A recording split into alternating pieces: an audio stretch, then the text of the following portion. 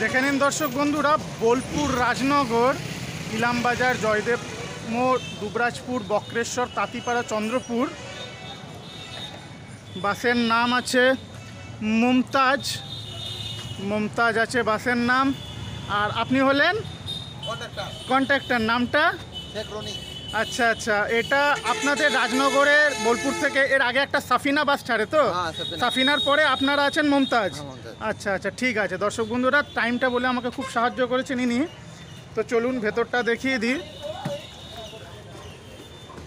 ভেতরে 2x2 seat. রাজনগরের উদ্দেশ্যে 9:30 এই বাসে রওনা হবে। ভেতরের কেবিন এটা, রোটেশনে চলে।